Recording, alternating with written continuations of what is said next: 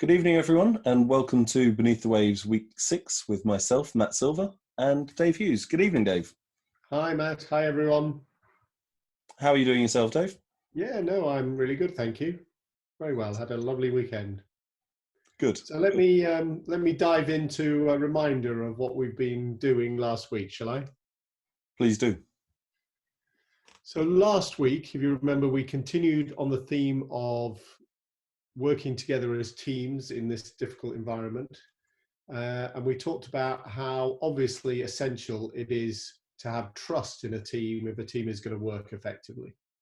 And the cornerstone of trust is understanding where somebody comes from, what their motives are, a bit about their background and who they are. The more we understand about people, the more we can trust them.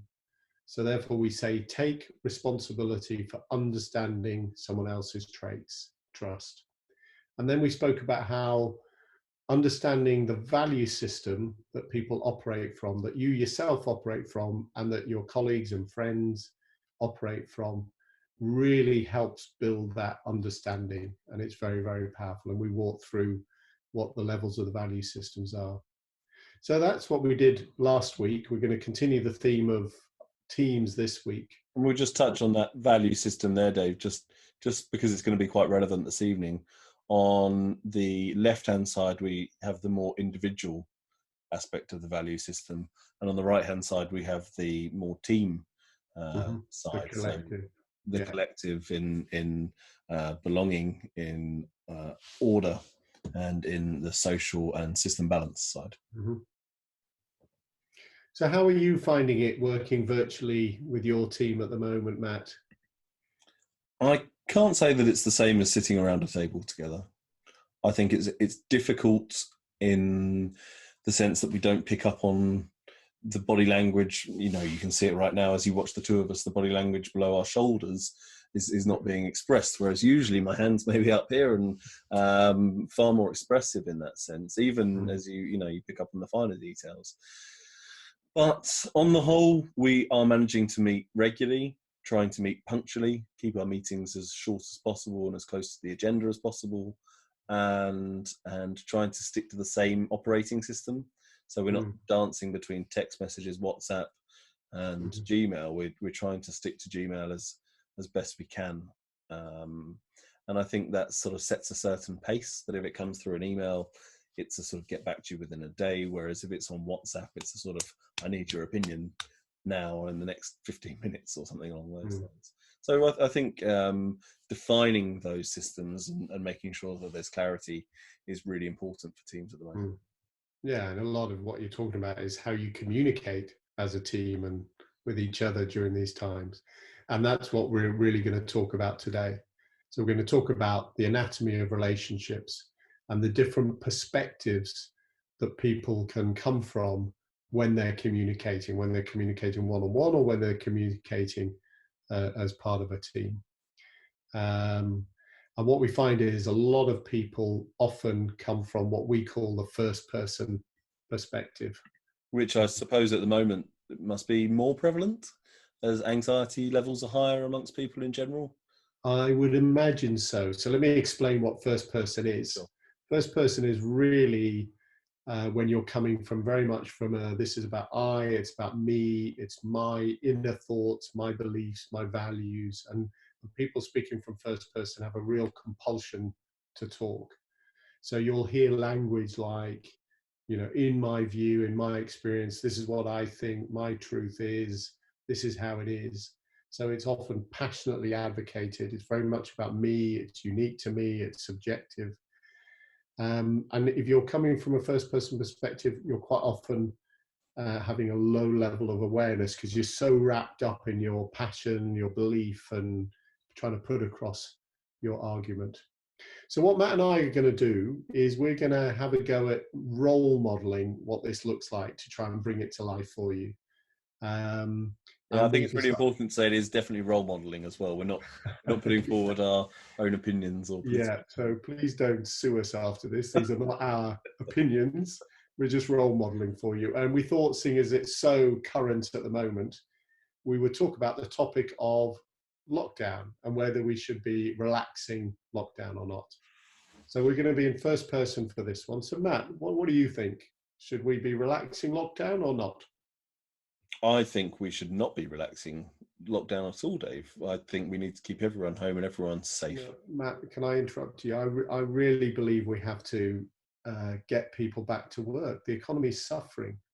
No, Dave. People's health comes before anything else. We've got to really be concentrating on Well, what you that talk number about looks like health, on the but curve at the moment. mental health. People's mental health is suffering But because people's they're cocooned at but people's home. mental health can't exist if their physiological health is not in order.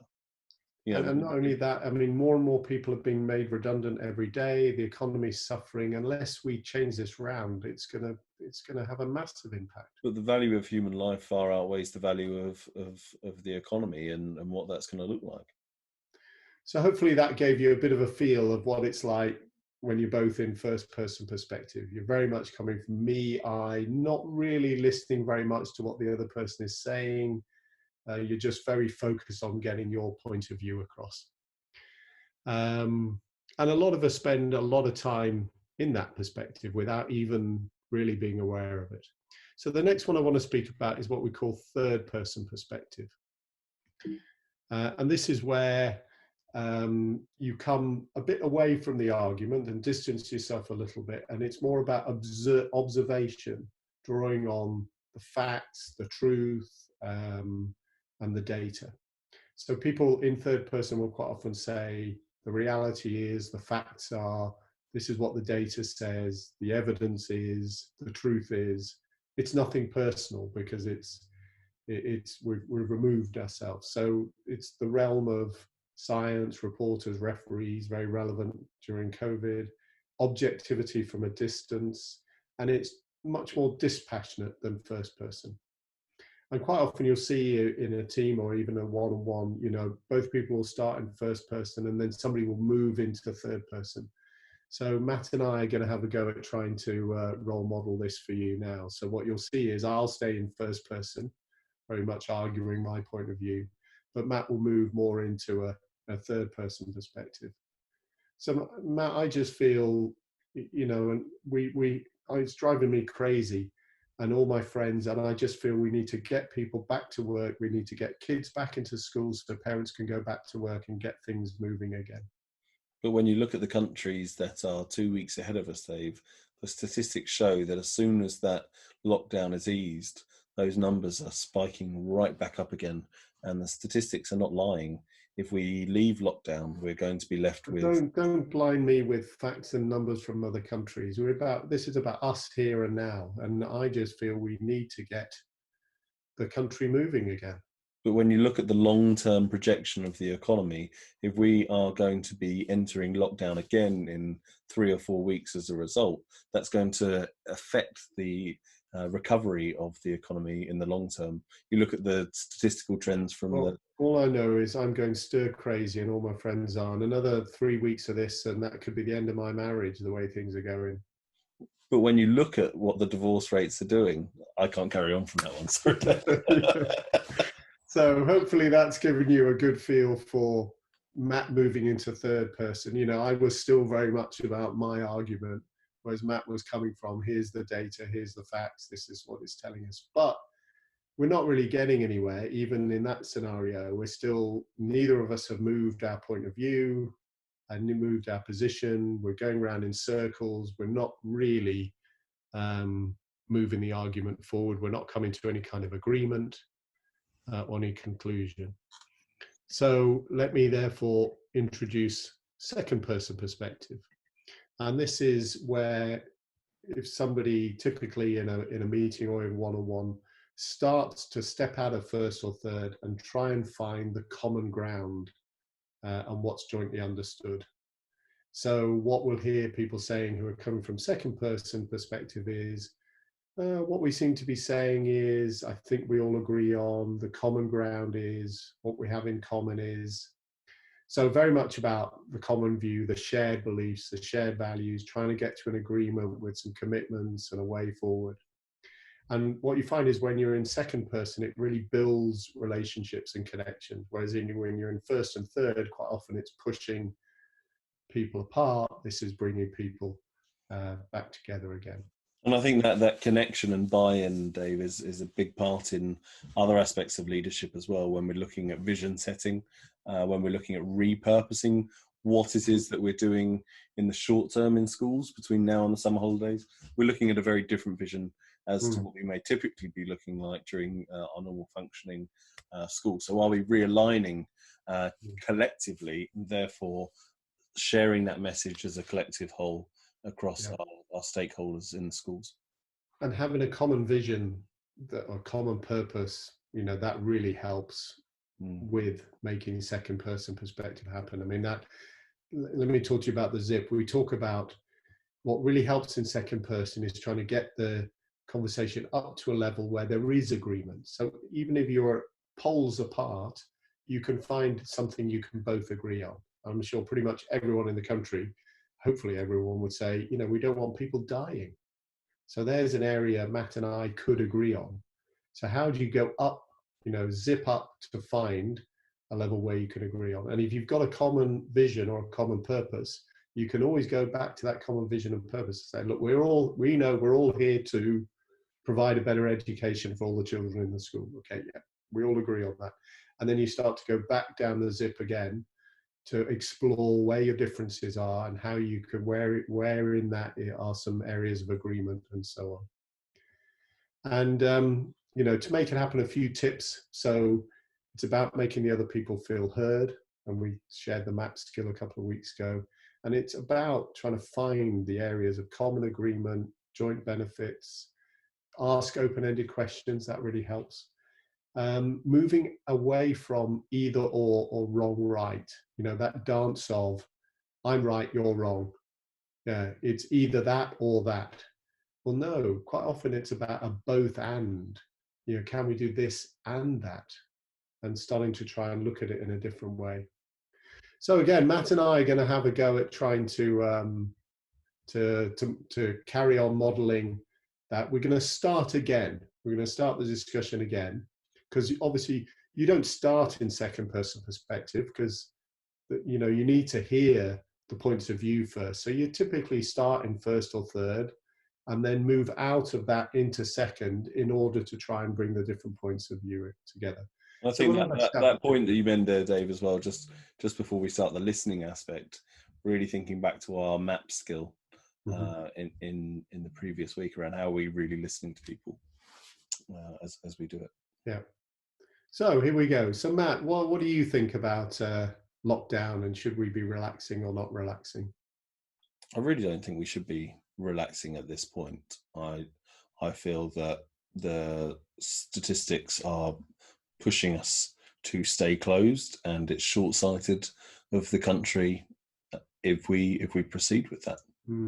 So interesting, because my view is the opposite. My view is the economy's tanking, and we need to find a way of getting people back into work. So if we're going to move forward with setting the agreement here on how we might move forward from very different perspectives, could we look at, okay, so from different timings perhaps, but around something that we both agree on, being, you touched on mental health before. I completely agree. Our mental health is suffering. So how can we find some common ground around mental health, Dave? Well, can we find a way? So, obviously I agree that, we don't want more people than have to dying of COVID.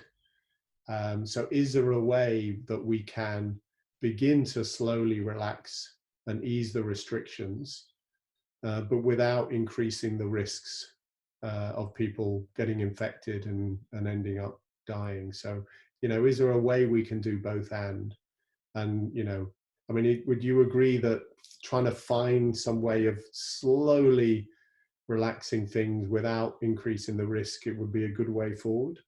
I think you're taking in two types of health there: physiological health, obviously, with the death and the illness aspect to it, and trying to reduce that as much as possible. But you're also taking into account mental health, and I think there's two areas there that we can really agree on.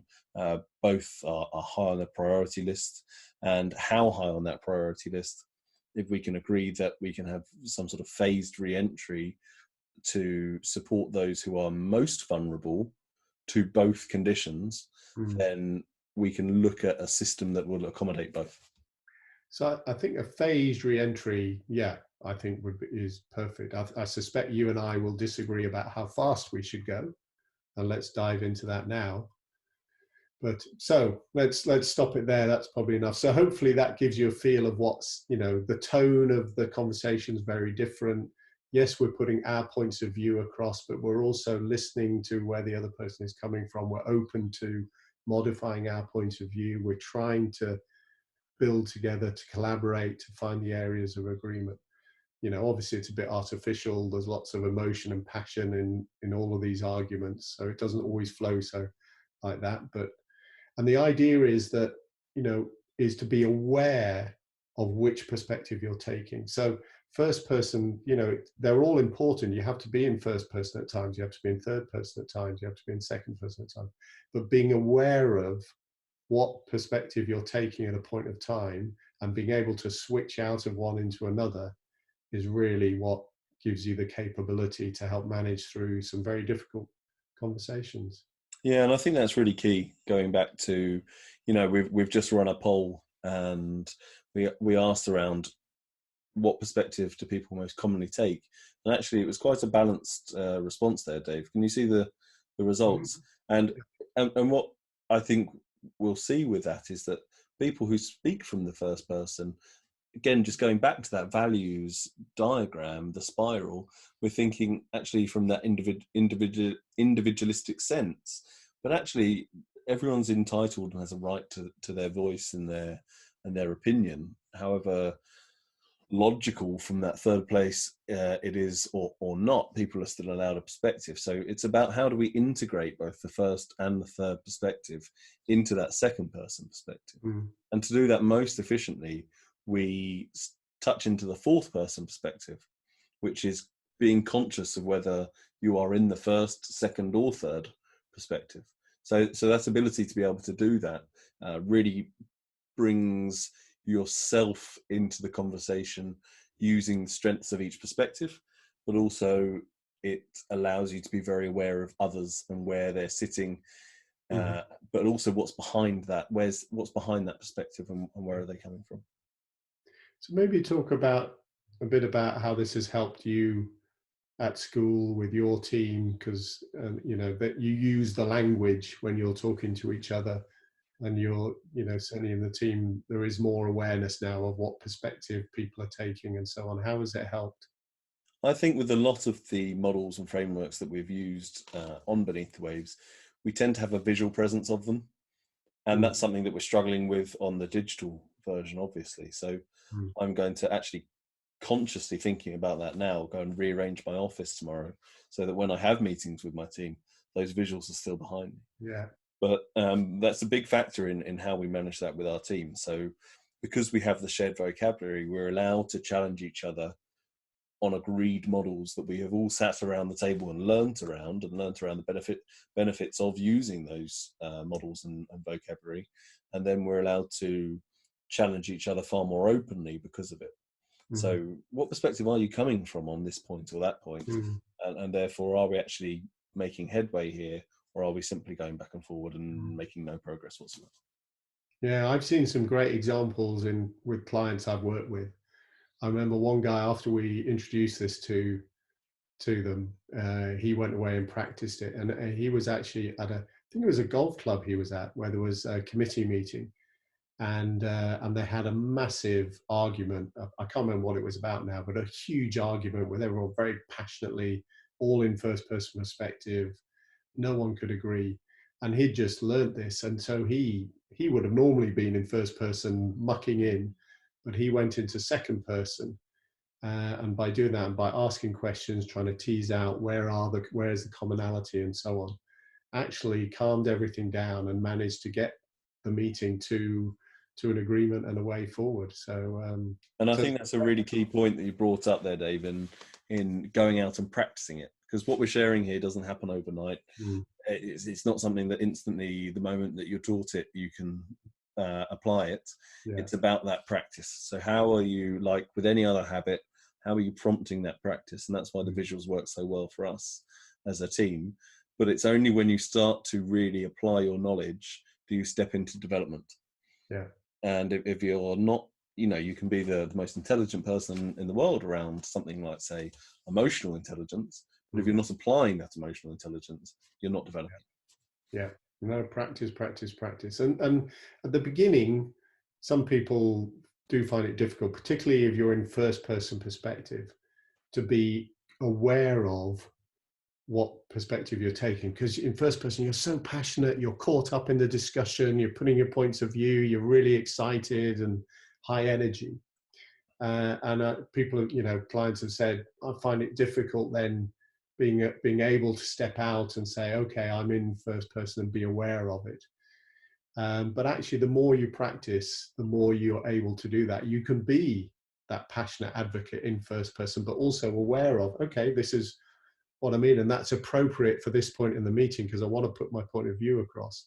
But I don't want to be stuck in first person perspective. I want to then come out of it and then be able to facilitate moving towards a conclusion and agreement. And I think a great example of that is we used to use the metaphor, the chief speaks last, to really encourage us to sit back and listen. But actually, we found quite a slow pace to the meetings when we were doing that. We couldn't find that agreement very quickly at all. But it's a useful starting point. But then when you look at the other side of it, of how great leaders really shift across that, you look at the Martin Luther King speech, he starts with, I have a dream, we should, and then it transcends into that it. But when you're looking at some of the best leaders, actually they're very conscious of how they're maneuvering, and they're sitting from that fourth person perspective and really picking up on where they're at there. Yeah, absolutely. So we've got a question in here about how do you deal with a leader who's constantly in third person perspective? Matt, do you want to what's your view? How would you handle that? Yeah, so I definitely have some leaders on my team who would favour third person perspective, but I think it comes back to what we're talking around about visual cues. So we're talking about good habits. We want prompts and cues that are going to get us into those habits. So we have the slide that Dave has shared this evening sitting on our meeting table, and what that allows us to do is have the common vocabulary to be able to call each other out on it. But I think the essential part of that is actually, first of all, recognizing what perspective are you coming from, and are you trying to problem solve, or are you trying to just say to somebody that they're wrong? And there's quite a big difference in what that can look like. And I think when you look at the problem solving side of things, what you generally find is that there's a lot more empathy to what it is that's behind what somebody is saying. So on the very sort of primary version of that, whatever they're saying might offend you, it might disagree with you, it might go against you completely. But if you're conscious of where you're coming from, it's going to affect you less. And then if you're conscious of where they're coming from, then it might actually not be about creating a solution at all. It might be addressing the problem at the original source of the third person perspective. So getting somebody out of that third person perspective, I think, is definitely around, first of all, understanding yourself, but then bringing that framework and vocabulary into the team. And it's pretty hard to argue against. When you watch the explanation that myself and David put forward this evening, you can't say really that always being in third person is a strength. And in fact, when we talk about any of those perspectives, they all have a shadow side, which is a weakness to them. So if you're constantly in second person perspective, you're probably not listening to anyone's first or third. You're just steamrolling ahead with the solution.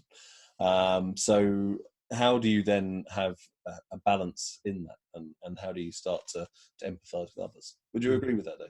Yeah, no, definitely. What I really like is the point about, anyone stuck in one perspective isn't good. What you want to be able to dip into each, but then be able to move out. So somebody, like you said, in second, I find that quite, you never know what their point of view is. Mm. They're constantly, trying to find the common areas, and you're like, well, what do you think? Mm. But if somebody's in first, they're just going on and on and on. And like, yeah, I know what your point of view is, but and then third, as per the question, is frustrating also, because it's just always the data and the facts. You can help. There's some questions you can ask to try and tease people out. So, for example, somebody who was always in third, you can say, okay, well, look, we've seen the data, we've seen the facts, but what do you think? Try and get them to move into first, or or get them to move into second. Where do you think we can agree, and so on. So sometimes questions are useful to do that. Pick up that zip. Yeah, exactly. So there's another point here, which is about, do you use this in your personal development with team members? What perspective they take, or do you use it with them? So we run a very transparent team. We share our developmental points together. I think it's important to note that they are developmental points, not progress points in that sense. And so what we have tended to do is have more team goals, which brings together the team, but also takes the emphasis of one person necessarily being wrong, but that it's a team responsibility to be able to be conscious of and move that. So it might have worked as one of our team goals to look at perspective taking, but we've always got to make sure that everyone on that team is accountable and willing to take on that team effort. Because if it just becomes one person, such as the head teacher say, it means that I'm always the person that's going to be sitting in the middle and balancing that. And what I need is all the team members to be able to host from the middle, but also to share their first person perspective and their third person perspective in that sense as well. Yeah, and it's a good point you make about, as the head teacher, I bet, quite often the leader of a team ends up being the person who moves into second person to try and facilitate. But in a really great team, anyone in the team, you'll find everyone's moving into second at different times. Because ideally, you as a head teacher, you want to be able to, at times, get into first and get stuck into the discussion and share your points of view, get into third, and have somebody else help facilitate. It shouldn't always be on your shoulders to do that. Yeah, and I think that's bringing up a really interesting point around team development. And our most recent session with yourself, Dave, has been for our team has been around how do we take ourselves from these independent experts or pluralists into those integrated, really high performing teams. So how do we integrate everyone's values, everyone's perspective, wherever they're coming from, and how do we integrate it into that common team vision and motive, and build a truly interdependent team. Yeah, definitely. Good. Jan's made a comment which I think is really interesting, which is about the broadside from Boris and the lack of clarity for schools that's brought, and now head teachers and teams are having to deal with what does this mean. That really requires a big dose of second person perspective to be able to work through it all, which leads me, second person perspective is really fantastic for dealing with complex situations. If something's complex, and what the situation we're in now is complex, being in first person narrows it down and tries to simplify, or being third keeps it, but being second allows you to explore the whole picture and all the dimensions, and then find the commonality, and then agree a way forward that builds in everyone's expertise. Definitely. So thank you very much to everyone for joining us this evening. We hope that you have enjoyed our perspective on taking perspectives, and that you'll take this back into your team. As always, you can connect with Dave via the Complete Education website. So it's completecoherence.com, Dave? Complete-coherence.com, yeah. Coherence.com. And with myself via either the YouTube channel or LinkedIn or Twitter or the Shaftesbury High School website. So please do reach out if you have any further questions. And thank you very much for joining us this evening. Thank you, Dave. Thank you, Matt. Thank you, everyone.